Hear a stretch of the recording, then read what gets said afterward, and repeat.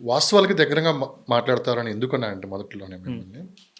మీకున్న బిజీలో చాలా బిజీగా ఉంటారు బేసిక్‌గా. ఆహా! కానీ మీకెంత టైం దొరికినా గానీ, కొంచెం టైం దొరికినా గానీ మీరు వైజాగ్ ఎళ్తారు, అవునండి. అమరావతి ఎళ్తారు. అవును. గ్రౌండ్ లెవెల్‌లో ఏం జరుగుతుందో వాస్తవాలు దగ్గరుండి చూసి రైట్ ఇన్ఫర్మేషన్ ఇస్తూ ఉంటారు. అవునండి. ఈ మధ్య కాలంలో వైజాగ్‌లో గూడా ప్రధానమంత్రి మోడీ గారు వచ్చిన తర్వాత అవునండి. కొంత సీన్ అక్కడ మారిపోయింది. అవునండి. కంప్లీట్‌గా వైజాగ్ మీద కూడా ఫోకస్ పెరిగింది. అంటే అవునండి. వైజాగ్ డెవలప్‌మెంట్ విషయంలో అవునండి. కావచ్చు.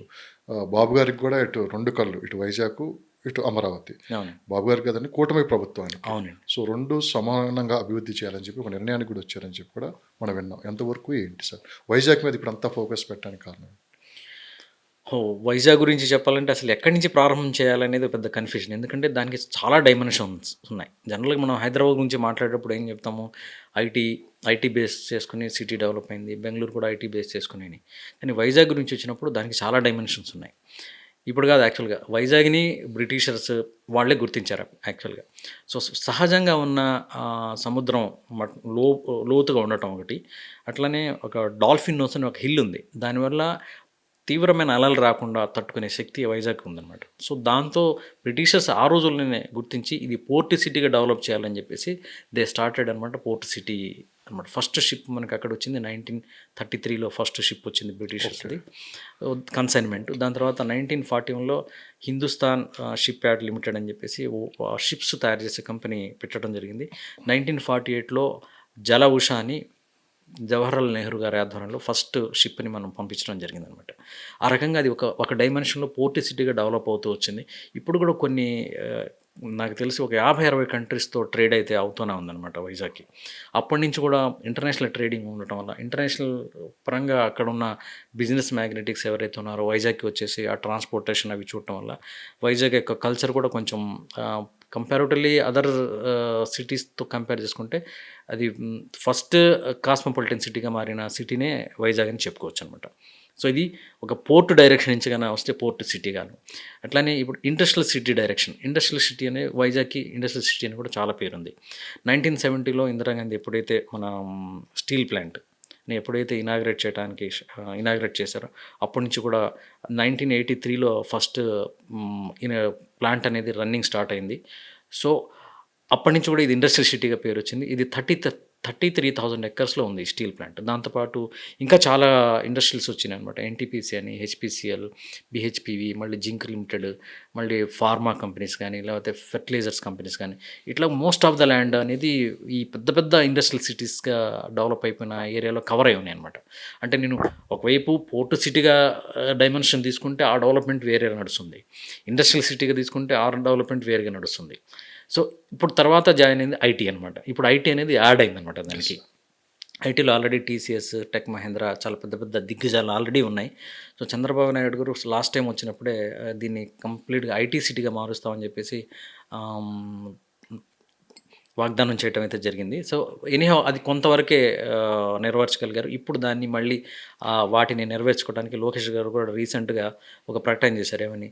నేను వైజాగ్‌ని గ్లోబల్ ఐటీ క్యాపిటల్‌గా చేస్తానని. గ్లోబల్ ఐటీ క్యాపిటల్ అలానే గ్లోబల్ డేటా సెంటర్ అంటే గ్లోబల్ వైస్‌గానే ఇదొక డేటా క్యాపిటల్‌గా తయారు చేస్తానని చెప్పడం జరిగింది. దానికి తగ్గట్టుగానే ఐటీకి సంబంధించిన ఏరియాస్‌నంతా రెడీ చేసుకోవటం, క్లీన్ చేసుకోవటం జరిగింది. అట్లానే చంద్రబాబు నాయుడు గారు కూడాను గూగుల్ వాళ్ళతో మాట్లాడి, మళ్ళీ తర్వాత టీసీఎస్ వాళ్ళతో మాట్లాడి ఎక్కడికెక్కడికో ఎళ్ళి కంపెనీస్ ఇవన్నీ they are planning to go to the Bengaluru, Chennai ఇలా అనుకున్నవన్నీ he directly interacted with them and by కాన్ఫరెన్స్‌లోనో, టెలికాన్ఫరెన్స్‌లోనో ఇట్లాగా మాట్లాడేసి ఆ కంపెనీస్‌ని ఇక్కడికి తీసుకురావడం జరిగిందనమాట. కాబట్టి అంటే ఒక ఐటీ డైరెక్షన్‌లో కూడా ఇది డెవలప్ అవుతున్న సిటీ. అలానే మీకు ఇవన్నీ చూసారా మన టూరిజం. ఇది ది బెస్ట్ హబ్ అనమాట టూరిజంకి. మన మోస్ట్‌లీ సౌత్ ఇండియాలోనే నంబర్ 1 టూరిజం హబ్‌గా ఉంది ఈ విశాఖపట్నం అనేది. ఎట్లా అంటే మీకు వైజాగ్‌లో మీకు జనరల్‌గా ప్రకృతి అందాలు ఏదైతే ఉన్నాయో, ప్రకృతి అందాలంటే చెట్లు, హిల్స్, వాటరు ఇవన్నీ ఉన్న ఏకైక ప్రదేశం, ఒకటే చాట ఉన్న ఏకైక ప్రదేశం వైజాగ్. కాబట్టి ఇది టూరిజంగా కూడా బాగా డెవలప్ అవుతుందనమాట. బీచ్ రోడ్ అనేది చాలా అద్భుతంగా ఉంటుంది. అలానే మీకు వైజాగ్ చుట్టుపక్కల 120 కిలోమీటర్స్ రేడియస్‌కెళ్తే అన్ని హిల్ స్టేషన్స్, తర్వాత అరకు లాంటివి, తర్వాత లంపసంగి అని ఇవన్నీ ఉన్నాయన్నమాట. కాబట్టి ఇది టూరిజంగా కూడా చంద్రబాబు నాయుడు గారు ఫస్ట్ నుంచే టూరిజం విషయంలో ఈజ్ వెరీ కీన్. అసలు ఆయన వచ్చిన తర్వాతే టూరిజంకి ఇంత ఇంపార్టెన్స్ ఇవ్వాలని తెలిసింది. కాదు ఇక్కడ ఒక డౌటు. మీరు చంద్రబాబు నాయుడు గారి అభిమానే? అస్సలు కాదండి. అయితే నేను ఏది మాట్లాడినా రాజకీయాలు ఎప్పుడైతే మాట్లాడతామో లేకపోతే గవర్నమెంట్ గురించి మాట్లాడితే మేము ఒక రియల్ ఎస్టేట్ పర్సెప్షన్‌లోనే మనం మాట్లాడతాం తప్పితే అభిమాన పరంగా అసలు మాట్లాడము యాక్చువల్‌గా. ఎందుకంటే దట్ ఈస్ డిఫరెంట్ కాన్సెప్ట్ అది. యెస్. సో ఇదేందంటే మనం రియల్ ఎస్టేట్ గురించి మాట్లాడంటే వీటి గురించి రాజకీయాల గురించో లేకపోతే ప్రభుత్వాల గురించి మాట్లాడకుండా ఉండటం అనివార్యం. ఖచ్చితంగా మాట్లాడాల్సే ఉంటుంది. కాబట్టి ఆయన he made a develop. He's a brand for the developing. అదంతా మనం చూసాము. కాబట్టి ఆయన పేరుని పదే పదే ప్రస్తావించాల్సి వస్తుందనమాట. అలా అని చెప్పి మనం ఎవరికి ఫ్యాన్ అట్లా అయితే ఉండదు. కానీ కొంతమంది కామెంట్స్ రూపంలో రాస్తూ ఉంటారు కదా. అవునండి. నేను చంద్రబాబు నాయుడు ఫ్యాన్ అవి అని చెప్పేసి. బట్ వాస్తవాన్ని అయితే యాక్సెప్ట్ చేయాల్సి ఉంటుంది. యెస్. ఇప్పుడు ఒకప్పుడు జగన్ గారు దాన్ని వైజాగ్‌ని క్యాపిటల్ చేయాలి అని అన్నప్పుడు కూడా మంచి ప్రశంసలు వచ్చినాయి. ఎందుకు జగన్ గారికి కూడా ప్రశంసలు వచ్చినాయి. అంటే వైజాగ్‌ని గుర్తించారు. అంటే వైజాగ్ ఒక క్యాపిటల్ రూపం ఇచ్చేంత స్థాయి వైజాగ్ ఉందనేది ప్రశంసించారనేది అప్పుడు కూడా చాలా వార్తలు వచ్చినాయి. సో దాని తర్వాత అది కాలేదు. That is different issue. But ఇదనమాట.